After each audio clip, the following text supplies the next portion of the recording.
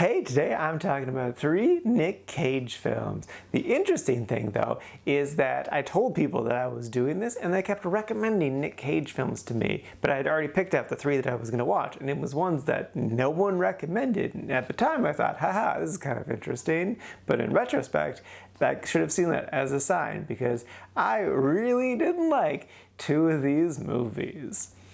Good job, Charlie. Anyway, the names of those 3 films are It Could Happen to You, Peggy Sue Got Married, and Birdy.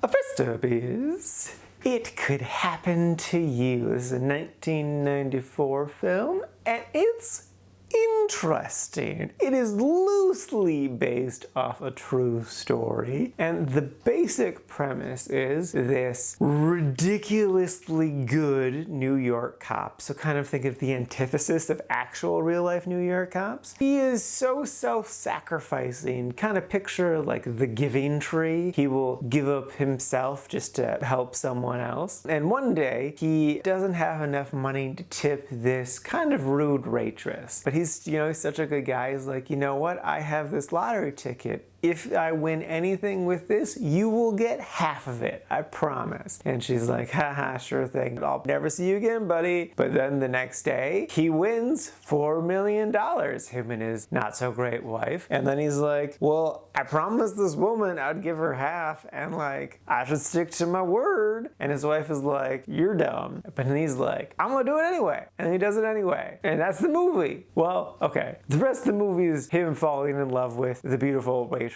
and then also him trying desperately hard to get rid of the money as much as he can. He doesn't need money. He wants to give it away to people who need it. And I'm like, well, I like that. That's cool. This movie's interesting though, because it's really schmaltzy. I did like the chemistry between him and the waitress. Kind of felt weird though, because like, he was definitely still married. The true story is very different. He was like lifelong friends with the woman, not just like some random stranger that he met. And also they didn't fall madly in love. And I don't think he tried to get rid of the money. So yeah, this movie was alright. This movie is actually what I wanted it to be. It was okay, it was fine, it was passable. Would I recommend it?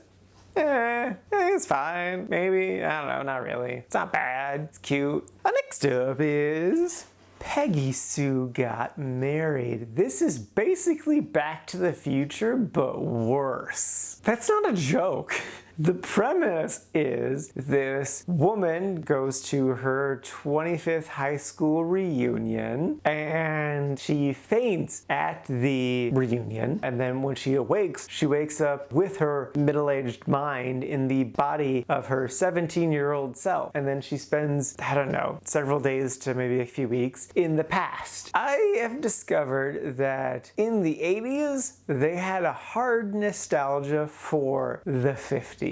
I mean, Back to the Future is a great example, but there's definitely a lot of other movies out there that I've just discovered I really don't like. So I think I've discovered I don't like the 80s nostalgia for the 50s, and that's just a rule, with the exception to the rule being Back to the Future. Because there's just something about it, it just doesn't work for me.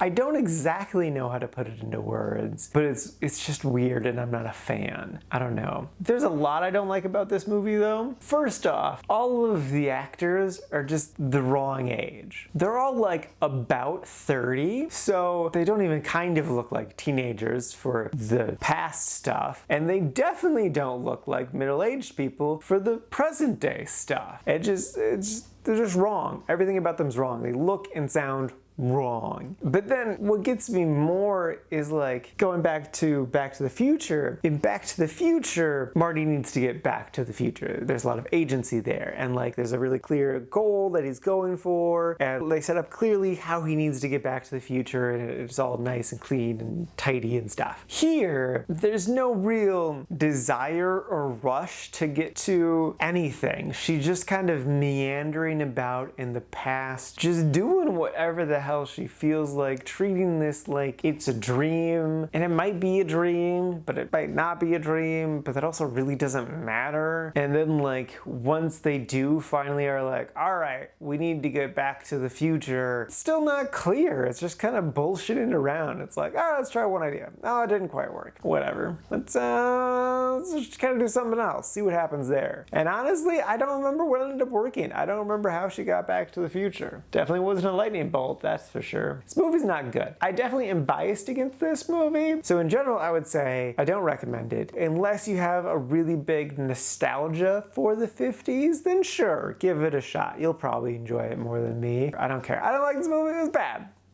And lastly is Birdy. This one stars Nic Cage and the old scientist guy from Stranger Things. It doesn't really matter. This movie's not good. I feel like I've kind of rediscovered this trend that happened in the 80s / early 90s where Hollywood was like, hey, mental illness / people with disabilities are a thing. We should try to capitalize on them. Should we do any research into them? No, let's just make some shit up. And then they made a bunch of movies where they made some shit up, and a lot of them were seen as good then, but I really don't think are good now. Or were back then, but people just didn't know any better. So yeah, this is one of them. The premise is that this guy thinks he's a bird / wants to be a bird. It's really dumb. And then that's it. That's kind of the whole premise. It's just him and his friend existing. It's technically a plot, but I really didn't care. This movie's just dumb. I didn't like it. I don't recommend it. It's just stupid. That's my whole review. I don't care. It's dumb. Righty, now for today's rankings. First up, we got It Could Happen to You, sitting at number 83 in the liked section, kind of near the bottom of the like section. And then after that is Peggy Sue Got Married, sitting at number 114 in the didn't like section. And then bringing up the rear, rightfully so, is Birdy, sitting at number 120. Also in the didn't like section. And this is out of a total of 123 old movies so far this year.